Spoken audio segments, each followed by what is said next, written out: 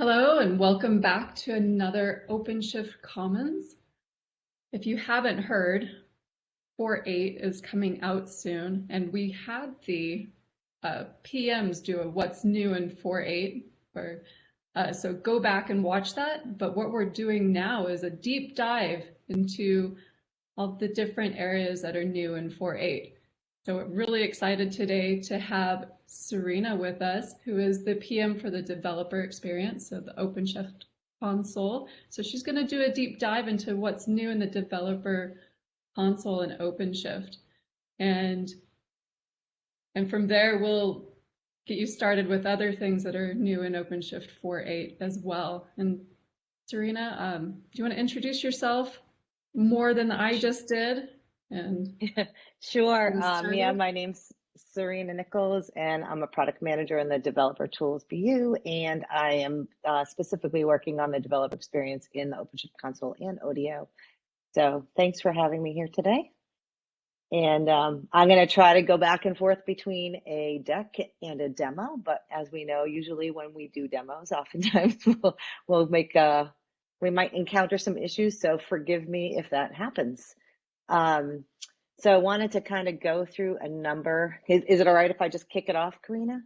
Just start going? Exactly, that's perfect. Okay, thank you. Perfect. All right. So the first thing I wanted to just introduce is that we have had an ad page redesign. So I'm going to go into the ad page here. And to improve our onboarding, we have a new Getting Started Resources card, which is shown here. For developers on the ad page, and it provides resources to create applications using samples. What you can see here, so we have a Quarkus sample and a SpringBoot sample, so people can get up and started quickly to start kicking the tires. We also have this area with builded that allows you to build with guided documentation, which is referencing our quick starts, which we have started in 4.6 and continue to improve with each release. And then we also have the ability to kind of explore some new developer features. So we're showing that there's certified Helm charts, and as well as having a link to some new resources. And you're going to forgive me because I am on a development cluster. So this is saying 4.9 because I've got a little bit of 4.9 inside of my console that I'm running on right now. So you'll see what's open and what's new in OpenShift 4.8, obviously, when you have 4.8 installed, and that links off to the latest and greatest blog explaining the newest features. You also have the ability to kind of hide this from your view if you want. So if that's something that you don't want to see, you can do that. And you can also turn these details on and off. So it's just a redesign of that page. And that's kind of what we have there. So the next item that we're going to show is we'll talk about that we do have new samples available. So if I go back to the ad page and hit this samples item here, we'll see that we've always had this kind of samples catalog, but it used to be predominantly powered by builder images. We now also have this powered by dev files, which are new. And so, for example, we do have a Quarkus sample here that's available. So I can quickly import a dev file, which is a Quarkus app, and just hit create. So again, just a way to quickly and easily get a Quarkus app started and deployed into OpenShift to be able to like kick the tires with that. If you want to learn more about dev files, there is a devfile.io site that you should be able to find the latest and greatest information about that. In addition, we also have a dev file catalog. So if you go to our developer catalog today, we've got a number of different subcatalogs in here. We have builder images, dev files, event sources, Helm charts, operator back services, and templates. So as I click on dev files, you'll see the 4 dev files that we do have available here today. These are continuing to be created, so you'll see more and more come out through here. But right now we're starting with a basic set of 4 around Node.js, Python, Quarkus, and SpringBoot. Please let me know if there's any questions along the way, and just jump in, Karina, if there's anything that comes up. The next thing I wanted to show, let's see if we do. Okay, so we don't have, on this cluster, I don't have the ability to show the Helm charts that are certified, but what I can do show here is just the mockups that we do have. So when we have Helm charts, we're using this icon. It's a blue badge with a white check in it. If that icon is shown, that means that it is a certified Helm chart. We also, so we now do have certified Helm charts coming through, and there's a link to Helm certification program announcement here as well if you want to learn any more about that. In 4.8, the certified Helm charts are becoming available to developers from the catalog. Similarly to operators, that catalog is showing a badge for the certified charts. Those charts are also going to get visibility in the Red Hat Marketplace. And additional charts will be made available to the catalog, but if you're interested in some specific charts from partners, you can engage with partner teams, et cetera, for adding more certified charts.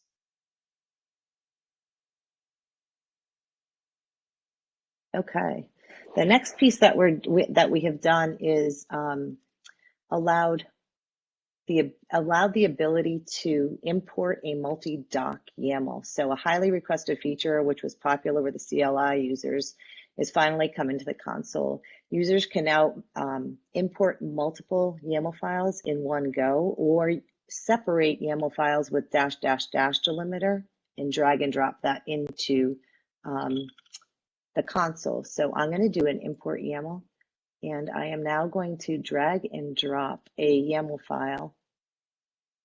You can see me dropping it here. And as I drop that file, you'll see I have 3 different areas delimited by the 3 dashes. When I hit create, which is something that's very cool, is that it will show me all of the resources that were actually created now.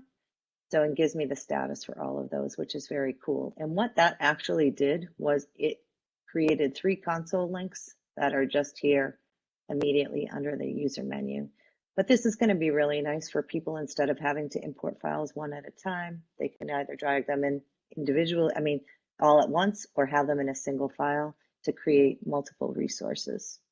And the best part too is that you also get the status of all that information.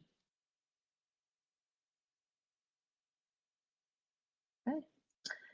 As I continue on, I'm going to talk about easy import for application artifacts. So this is the cool thing. We actually did focus this on at the April Summit demo, where we do a drag and drop capability. So if I am in topology, and I'm going to create a brand new project, if I can spell.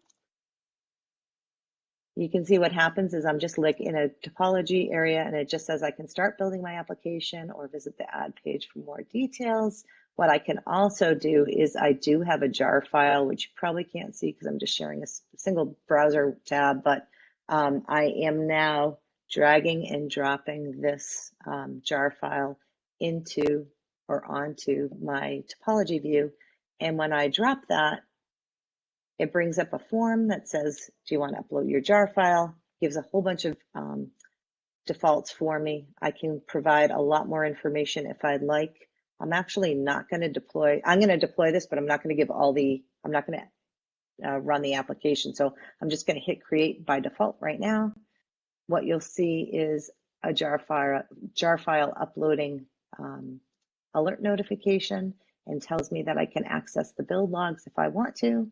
I can kind of go over there, check out what's going on. It does take a little bit because it is uploading that jar file, and then it's going to do a build. But it's a really quick and easy way for somebody to actually come in and take a local jar file that they've been developing on their local desktop and be able to deploy it into OpenShift by just drag and drop. So this is something that we're pretty excited about. And I've talked about, how do we bring this forward going forward? Do we want to do the same thing with home chart archives, etc.? So it's a a nice new feature for devs to get up and running really quickly. And we can see that that build is continuing to run. So I'm just going to I'm going to continue to go to the next piece to demo.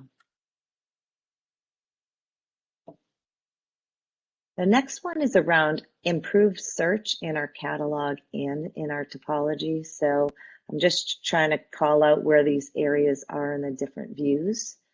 So if I go to the topology view, there is an icon here. We added this feature a couple releases ago. I think we added it in 4.6, but not everybody's aware of it. So I'm going to demo this again just really quickly. If I click on that, what it does is it allows me to do a quick search of not only the developer catalog, but the sample catalog and the quick start catalog. So what we've done here to improve the search capability is that rather than searching for an entire string, we're kind of matching substrings. So if I wanted to type in Quarkus, I can see, okay, I got 4 matches for Quarkus, but if I just want to see a Quarkus quick start, I can start typing that. So it's actually taking matches from the description, from the title, as well as that subtype, that subcatalog type, which is nice. That was something that we weren't able to do previously, and I'll give you another example. So this is the one I always used to do is Postgres and then ephemeral.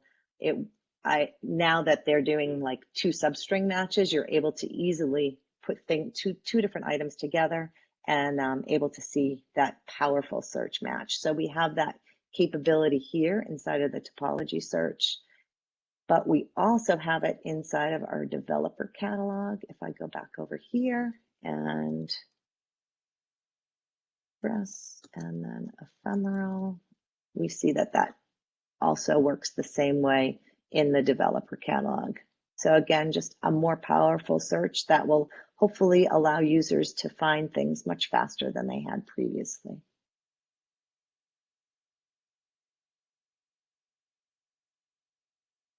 The next piece is another one of our items, which is parity with 3.x. So I think a lot of people who have been users of OpenShift through the 3.x timeframe, we did have quite a few form-based experiences in 3.x, which we have not completely finished providing parity for in 4.x.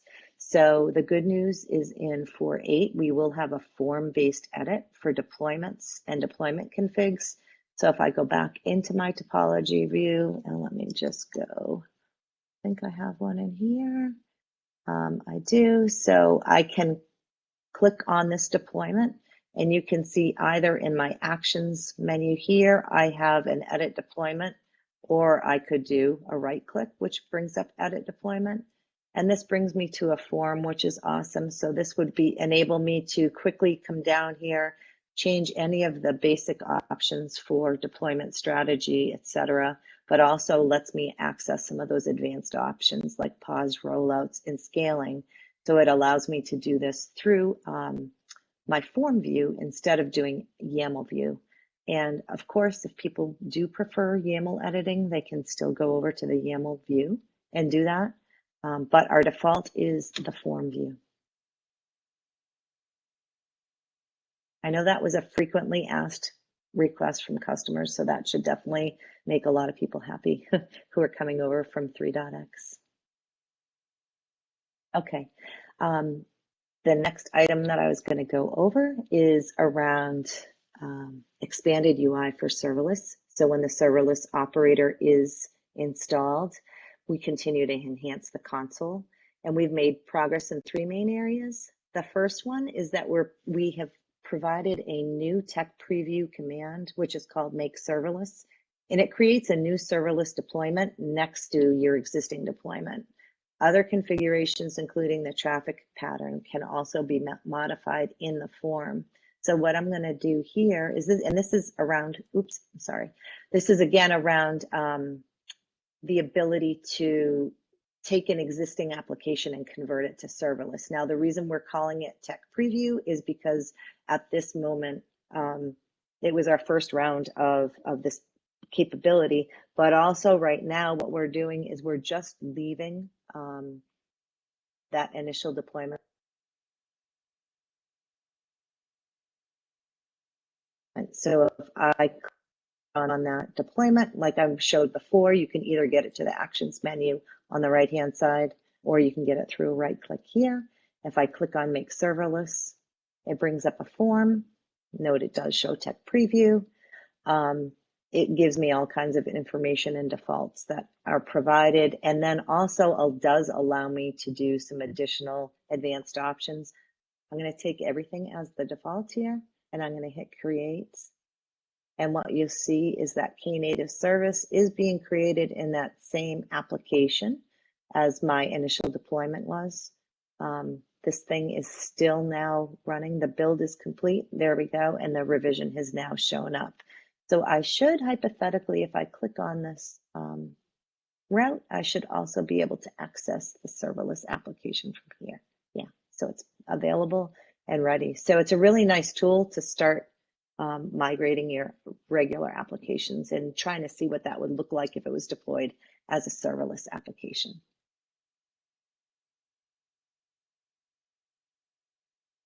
Okay, I'm going to go on to the next item, which is around still sticking with the serverless. We do now have cloud function support in topology. So I'm going to go back into the topology view and go into, sorry, I just have to find the correct project. Here we go. So just to give an example of what things look like, this item here on the right-hand side is a Knative service. So as you can see, the logo on the bottom left-hand side is the Knative logo. You'll see that KSVC, that's indicating that it's of type Knative service. And what we do is we have a bounding box around all of the revisions that are in the active traffic block. So in this case, this Knative service has a single revision, 100% of the traffic is coming here. What we're doing for our cloud functions is something very similar. Interesting, looks like I just hit a little bug there with that tooltip, sorry about that. But what we see here is this bounding box. If it's a cloud function, the bounding box has a purple, light purple or lavender background. But this really is a Knative service underneath. So we still have that resource badge that says KSVC, but what we're showing is a badge for showing that it's a cloud function. So that's the way to differentiate between a cloud function and a Knative service. The other kind of cool thing that we do have is we do have the ability to provide, a cloud function can be a sink of an event source. So as I hovered over there, I saw a blue arrow that I'm just going to kind of drag and drop onto the canvas. As I do that, I see that I have an event source option that's available. So I'm going to click on event source, and I'm going to choose the ping source here. What this allows me to do is create an event source that will kind of, here's the data that would go, that's going to get posted to the target function. I'm going to have this run, I think it's every minute. By default, it's already providing a sync to that event display function.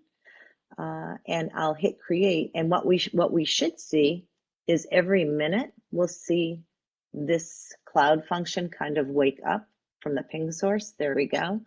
And if we go into the logs of this, we'll actually see the data coming in. So let's see if I can successfully get there. We'll click here, go to the log. There's the cloud event. And I'm not sure if I'm getting the right, maybe one of those spots where I'm not going to get what I'm looking for, but we'll see. I think we should be getting, this is the data here. And if I don't get it this time, we might just move on to the next. We are seeing the cloud event showing and that it's associated with the ping source. There's the next invocation So we are getting the information. So again, it's, although we can't create cloud functions inside of the developer console through the UI yet, anything that's created in the back end, or if that exists inside of the project, or if you utilize the CLI, we're able to visualize it. So good to go there.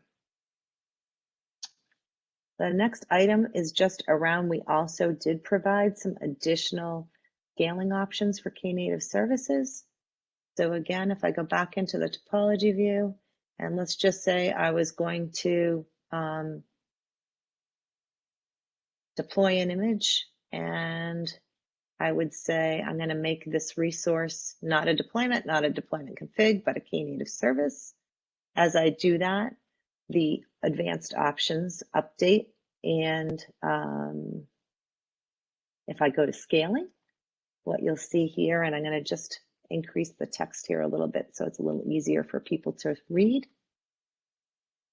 We do now have the ability to specify the concurrency utilization, which allows users to set the percentage of concurrent requests before scaling up.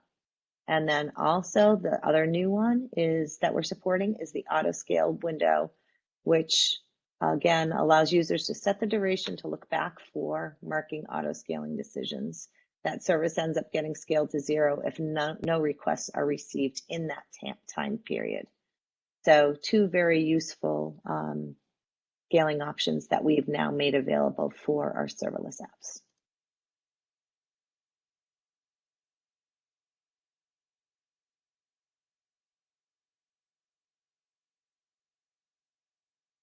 Okay, now I'm going to move to OpenShift pipelines.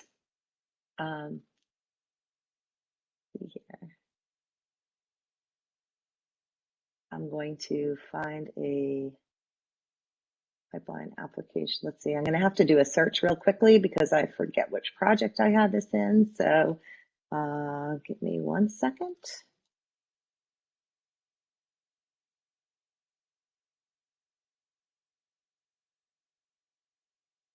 I do a search for all the pipelines inside. Okay, here we go.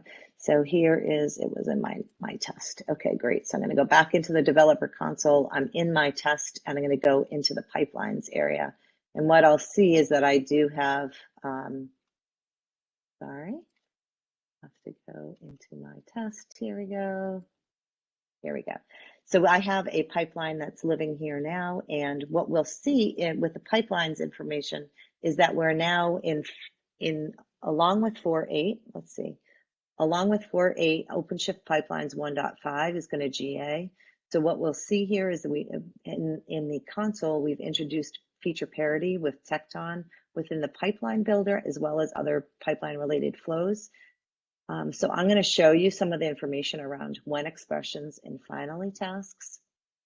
So somebody was nice enough to provide a pipeline for me here, which does show the when expressions and finally tasks. So this diamond shaped is representing a when expression. So right now I'm looking at the pipeline definition, right? So there's no status associated with this. So this is showing that there's when expressions for each one of these tasks. And then this larger white area, rectangular area, is representing the different finally tasks, which are available or specified as part of this pipeline. If I just run this pipeline, what we'll see is it will bring me automatically to the pipeline run and saying that it's executed. What we'll see here is the one expression that's currently being run is shown in the dark blue. So we'll see that create file, which is a task, is now being run. And if I hover over that create file task, you'll see that the step called write new stuff is there and being executed. And as we continue waiting here for a couple minutes, we'll see a lot of the different tasks inside that pipeline run being run, and we'll see what happens. So for example, if it's gray, if that one expression, that diamond is gray, that means that the expression was not met. So that task will not be implemented, or I'm sorry, will not be run. If it's green, that means that the when expression was met and that task was then executed. So you can see here, there were 2 when expressions that, or actually 3 that are green. So 3 that were met and actually the tasks were executed. And then there were a number that remained gray that were not met. So those tasks were not executed. So it's nice to see that we now do have feature parity with the Tekton CLI, and that we have this capability now inside of pipelines so that you can see the status when your pipeline has either a when expression or a finally task. What I'm also going to do is just go into the pipeline builder quickly. And if I hit create pipeline, I can get there 2 ways, by the way. I can either go to the pipelines area and hit create pipeline, or I could go to the add page and I could hit pipelines here. I'm going to reset my font because I enlarged it earlier. So I'm going to hit pipelines. I'm going to go to pipeline builder area, and you can see here now, this is my pipeline visualization. And you can see I have the ability to add a finally task here immediately if I wanted to. I also have the ability to add a task just like we had previously. So I'm just going to add something. This is not going to be a pipeline that makes sense, but I just want to be able to show you guys a couple of things. So as I add a task, we see that red exclamation point up on the top left-hand corner, which is referencing the fact that there is something missing for my task. So you can see here, I need a source or I need an input workspaces available. So that's why that red exclamation point is showing. But if I wanted to add a when expression, this is where I would do that. Okay, I would be able to add that when expression here, and then you can see that diamond shape is showing up. I'm not going to add that information here, but I just wanted to show how you could do it. The other thing is when you add a finally tasks, this again is the same list of tasks you have available. It just means that anything that's in the finally tasks section will get run automatically regardless of the status of those previous tasks that are not in the finally tasks section. So it might be something that you might use for cleanup or something like that in your pipeline. Okay, so those are the main areas in pipeline and pipeline builder where we had talked about both the when expressions and the finally tasks.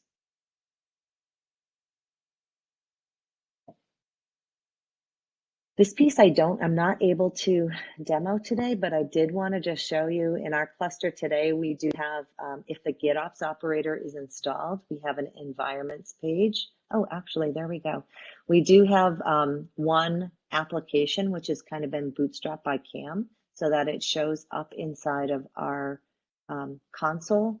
This is, right now, I don't have the latest version of GitOps installed. So what my screenshot that's inside of this deck is a little bit better, where it shows, not only will it show the application name as well as the Git repository, but it will also show you how many environments that application is been deployed to.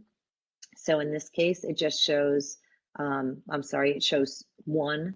And when I hover over the one, it shows me that the dev environment is synced, and that's in sync with the status that we're getting from Argo. And it also shows you that last deployment. So again, this improved visualization will be available when we have GitOps 1.2 GA on OCP 4.8 or any flavor of OpenShift. And our environment, like as it says, our environments view in the console provides insight into the app lifecycle. We do also have the ability to kind of drill into one of these applications. And in 4.8, this remains unchanged, but this is in 4.9, you're going to see some additional improvements to this view as well. But this is showing you, okay, my application called AppTaxi is running on my dev environment. If I wanted to, I could link out to Argo CD to get more information and be able to do some additional use cases. But it's showing me that I have a single deployment called Taxi, that we do have that application running. There's a pod that's actually running there. And in this case, the commit details are not available. But this whole page here, you'll see some significant improvements in the 4.9 timeframe as well.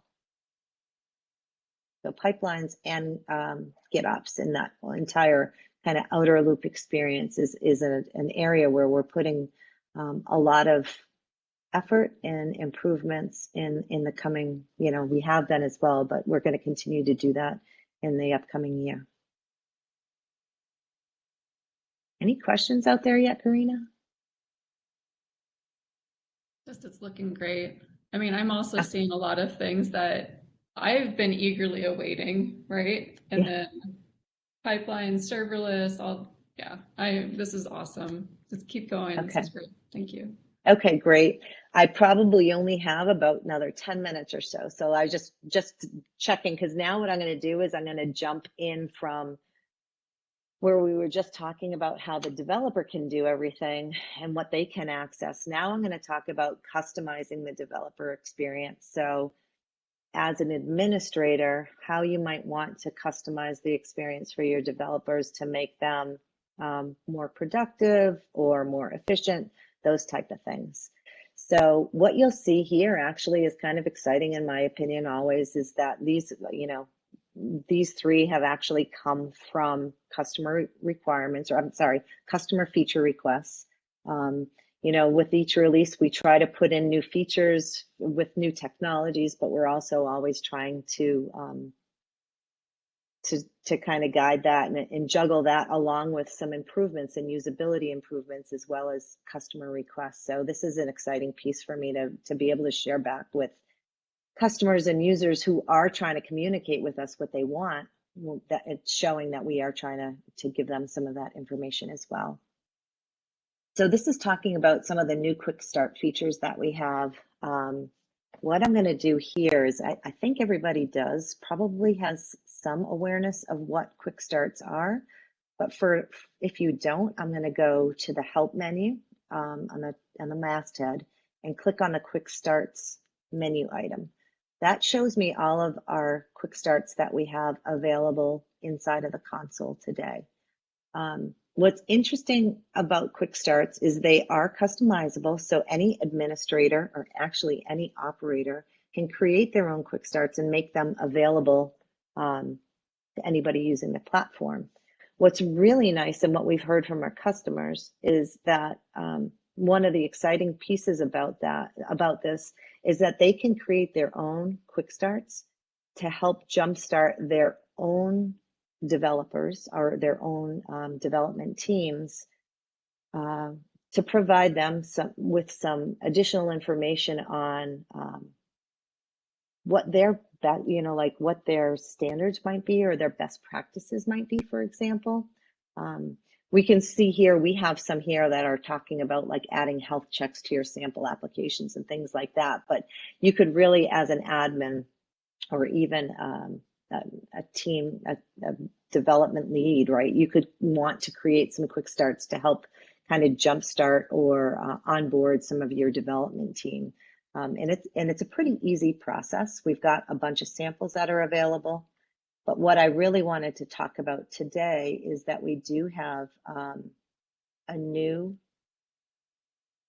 type of support inside of our quick starts, which is integrated with our web terminal operator. So again, for people, if you don't know about the web terminal operator, definitely check it out. If you're an admin in the operator hub, we do have this web terminal operator. When that is installed, what you'll see is that the icon up here on the top masthead.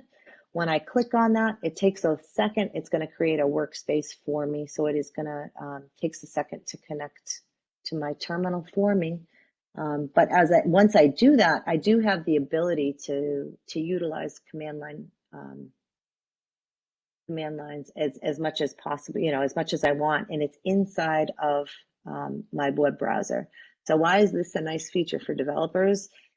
It's all enclosed in a single browser, but not only that, if you happen to be in an environment where you're not allowed to install CLIs on your own machine, this gives you the ability to run the CLIs from inside of this command line terminal, right? So it's a really nice, if you're kind of locked down and don't have that capability of doing the installation on your own desktops, you have the ability to access them here. So it's nice. Now, if I go back to my quick start, what I wanted to show you guys was the fact that we do have the ability to now have quick starts have the ability to do a copy to a clipboard, or more importantly, to run in a web terminal. So in this case, what I'm going to show you is just this is a sample quick start. And what this does is it's just going to create a project, right? So here's the CLI command, OC new project sample test app, right? This is very simple, but just for just showing the example, I can either copy it to my clipboard if I want, or I can run it in the web terminal. If by chance you don't have the web terminal installed, you'll only be able to copy it to your clipboard. But since I have web terminal installed, if I click that play icon, as soon as I click that, you'll see that here we go. It's executed the command. And if I now go back into OpenShift, I'm going to go to my topology view and see if there's a project called sample test app. So, yep, here we go. There's a project called that. Nothing's in it yet. So now in the next step, what they're talking about is they're going to create a resource using this code, this Git repo. So the next command will be to deploy an app, OC new app. Again, if I click this and say run in the web terminal, what we hope to see is a deployment show up inside of our topology view. Now we see the command is executed, perfect. We see the deployment is being created. Right now, if we hover over that bottom left-hand decorator, as we call it, we see that that build is running. So what we could, I'm just gonna close this nav so we have a little bit more space. And if I click on this, I think we'll also see the side pan. Oh no, we're gonna go directly to the build details. Sorry, let me go back over here, I'm sorry. I'll click on the deployment itself and we will see that the build is running. So there's another panel here. So just note on this, the furthest right-hand panel that we're seeing now this is the quick start panel. This panel on the bottom is our command line terminal panel. And then we also have the side panel for topology. So if I wanted to go look at the logs of my build, I could either click here, or I could have clicked directly there, but now our build is complete. So we should see our pod spinning up. If I hover over this, we'll see, yep, there's one's pod pending. And hopefully in a second that turns dark blue, great. But now what we notice is there's no route for this resource. So there's no easy way for me to run this deployment. So now I'm gonna go back over to my quick start, and it says expose the route by clicking this. And as I do that, you'll see down here, the route is shown automatically in the side panel. And then we see on the top right-hand quadrant, we have our route decorator. And it shows that it's indicating that if I click on that, it will open the URL for that app. And there we go, there's our application. So pretty cool. It does give you the ability to have a quick start that does directions or gives you instruction for both different use cases or user flows through the UI itself, and or utilize something that even another example that this might be really helpful for is when the console might not support everything 100%. You might be able to do something through a CLI that is not available, and a quick start could help with that capability. I'm going to leave this quick start now, and I am Cube admin. So what I'm going to do now is I'm going to bring my nav back, go into the search section, and just go to the console quick starts, because this is what powers all of our quick starts. They are CRs. And if I create a console quick start by default, they do provide a kind of a default quick start that's available. But what I'm going to do, let's see, I thought there was supposed to be, yeah, so I apologize. There are supposed to be some snippets here, which there are in 4.8. For some reason, my cluster is not showing them. So let me just go back directly into the example.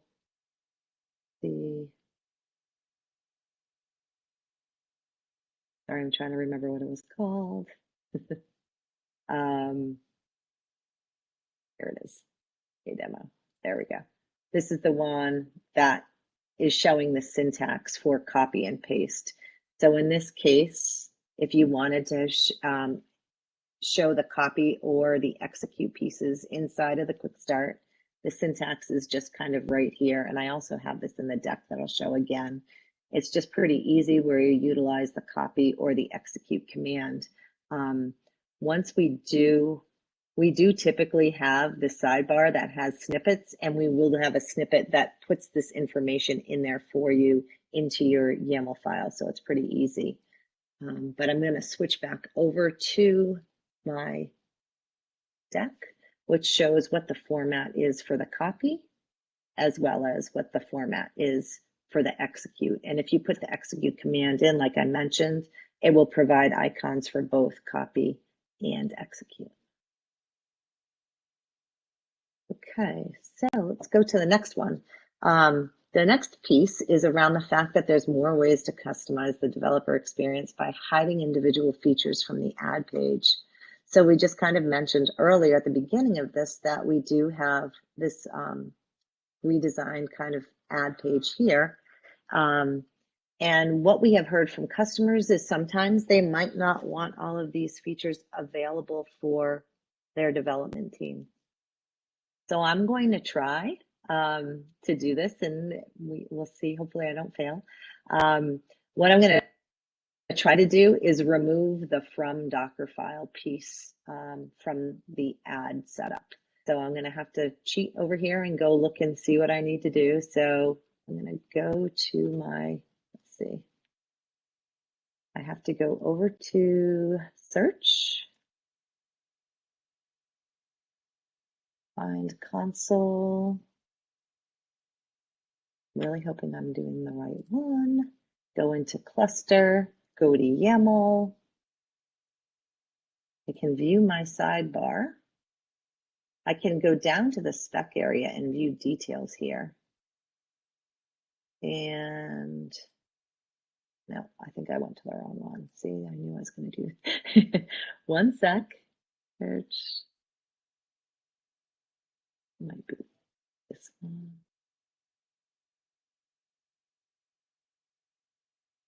Sorry, see if I get the right one here. Yes, this is the right one. Okay, so let's just go back there to make sure I explain. There are two console resources. We want the one that's the operator.openshift.io. So if I click on that and then go into that resource, go to the YAML file, and I view the sidebar. The cool thing about this is it does allow me to see the spec. So if I click view details of the spec, it shows me that there's customization available, and I can view details of that customization. And this is showing me that I can modify the ad page, and it even provides, you know, the ability, if I drill in a little bit more, it tells me that I can provide disabled actions here. So let's see if I can do this. So, whoops, I need to do customization ad page disabled actions. So let's see. All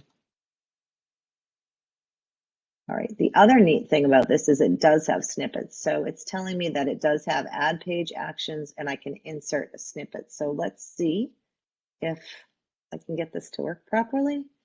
I can open this up and see YAML. Oh, but this is going to give me every different. So what this is showing you is all of the different keywords that you need to hide the different pieces. So for 1 second, I'm just going to move my screen over so I can type this. See again if this works. Underneath spec, what I'm going to do is add customization. I'm really making myself nervous here. I'm going to say add page. I'm going to say disabled actions, and then I'm going to say -space import from Docker file. And I'm going to copy this just in case for some reason I have to do a reload. I'm going to hit save. Okay. now let's go back over to the ad page. Whoops. And do a refresh.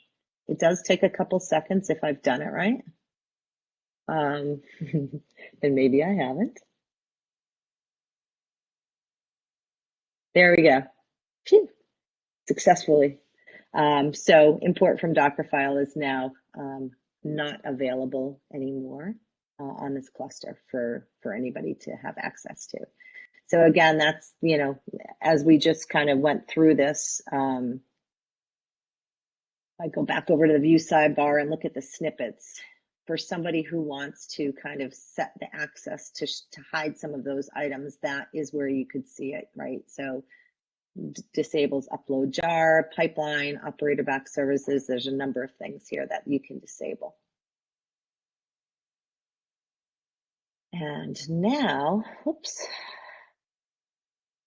one more thing here is we've got one more way to customize the developer experience, which has been added in 4.8. So I'm going to show you another kind of fun area inside of the developer perspective is when you go to a project. So I have my project selected. I go to the project item in the nav area. I've got 3 tabs here. If I go to project access, this is something that was added a number of releases ago based on some extensive collaborative work we were doing with one of our customers. And they were like, oh, it would be really nice if for a developer, if they could just say, I want to share my project with somebody easily, rather than having to go into the admin side and fool around with role bindings, etc. Is there an easy way we could do that? So what we had initially done was we created this project access page. This allows you to, you know, add access super quickly. But what we did was we initially just said you could either have admin, edit, or view rights. Well, so good news is customers or people are using this, which is awesome. But now they wanted to have the ability to customize this role list of roles. So if they have their own custom roles, they want to be able to update those here so that a developer will be able to utilize one of those custom roles that the admin has provided. So let's see if we can do this again. I'm going to go back right over to, it's by editing the same console resource. So let's see if I can do this right this time. I go find that console resource. I go into cluster. I go to YAML, go to my sidebar, and go into spec customization. And I will see here, let's see, project access.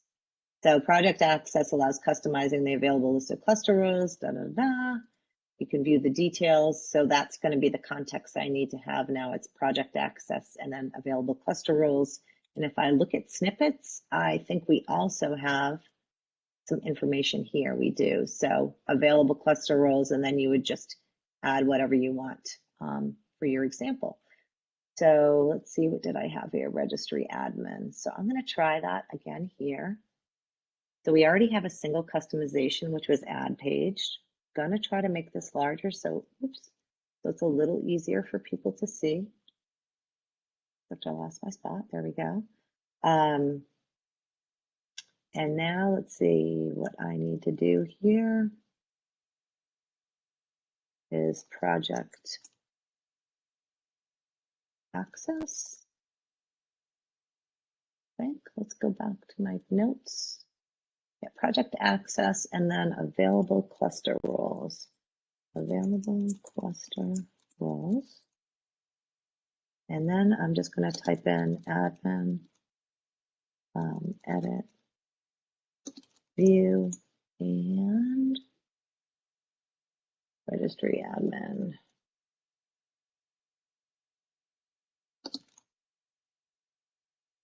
Okay. Again, I'm going to copy it just in case. Hit a save. So there I am. I reset my spacing or my magnification. Go back to the developer perspective. Go back to my project. Go back to project access. Let's hit refresh again. I think there is a little bit of a timer here. It may be a minute. I see though that now these are lowercase, so I'm pretty sure, yeah, there we go. So now we do have registry admin is now available. So again, super easy way for an administrator by utilizing the YAML editor to kind of customize these couple of different areas inside of the developer experience. So this is, you know, this is pretty exciting stuff to make the devs' life easier. So with that, I know we probably still have about 8 or 9 minutes left, but I did want to just kind of open it up if there's questions or comments. Also, just so you guys do know, there is a link on developers.redhat.com now that we do have a what's new link, and that will point to the latest what's new blog for the latest release. And that's going to, again, be focused on the developer use cases and, you know, what's new, and maybe point out to other blogs or other references as well. And also just going to mention my Twitter handle is Serena Marie 125. If anybody ever has feedback, complaints, happiness, any of that, wants to connect on possible feature requests, or, you know, you might see something wrong, or any type of comment, please feel free to reach out to me. Like I mentioned, I'm the product manager on the dev experience side of the console, and am always looking for any type of feedback. So with that, I will pass back to Karina and see if we've got anything else to talk about. Thank you so much. I am really excited about all the new features that you were able to get into 4.8, especially the CLI, the web console CLI. I think that's my favorite. Yeah. What is your favorite that you were able to get into 4.8 that the engineering teams were able to? Well, I think the most exciting one seemed to be the drag and drop for the jar file. It seemed to get a lot of excitement, I think. So I think that was like, it's kind of, I don't know, it's a similarity to YouTube of just being able to drag and drop things in and quickly deploy, though, for us, right? So that was awesome. I would say the other pieces that we did not talk about today is the managed Kafka capabilities. And unfortunately, I just didn't have the setup to show that, but that's also an awful large part of what we've been working on for the previous quarter. So there's a lot of excitement there around being able to have Red Hat managed Kafka and be able to utilize that from inside the console. And I apologize because my dogs just ran in. So if you hear noise in the background, that's not me. Yeah. Well, we'll definitely have a talk on the managed Kafka service upcoming soon as well. I'm really looking forward to that and getting people's feedback on that. That'll be great. We also have a number of other deep dives that are coming as well on this current release. So please stay tuned for that. I'll throw up the link. Yeah, there you go. To all the upcoming ones as well. July is going to be scorching hot with new release updates. Yeah, they all look great. I'm awesome. especially excited for Mark Curry's. I don't know, I'm a huge fan of Mark and all his networking, everything he's able to get into OpenShift for networking. And of course, serverless. We had Nana on before talking about serverless functions, so that'll be a great update. And of course, pipelines. All right, I like them all. What can I say? Lots of good stuff going on for sure. We're all, if I we're can all give slightly one biased. Yeah, exactly. I also want to give, can I give one more plug? Oh, Please. definitely. Okay, so in the near future, so we are moving towards dynamic plugins for our UI, which means an operator can provide their own UI to be installed when the operator is being installed. So right now, what we do is any extensions we have to the console, they live in the console code base. The really cool thing about dynamic plugins is that once we have this available early part of next year, we're going to have a pilot program for allowing customers to also, or other users to customize their own console. So, you know, stay tuned if those are things that you're interested in. Stay tuned, or connect with myself, or Ali Movram is the PM on the admin side, we're both working on this. So it's a pretty exciting piece for both our operator story as well as for users. Nice, thanks for that. Yeah, let's see. All right, kudos on the terminal CLI feature also. Thanks, Shauna. Great, and thank you so much for joining us and showing us everything that's new in the 4.8 console for developers. And again, reach out to Serena on Twitter. I know she's quite active there. And thank you, everyone. And be sure to join us for next time when we talk about pipelines. What's new in pipelines and GitOps in 4.8. So thank you, everyone. And Chris, can you see us out?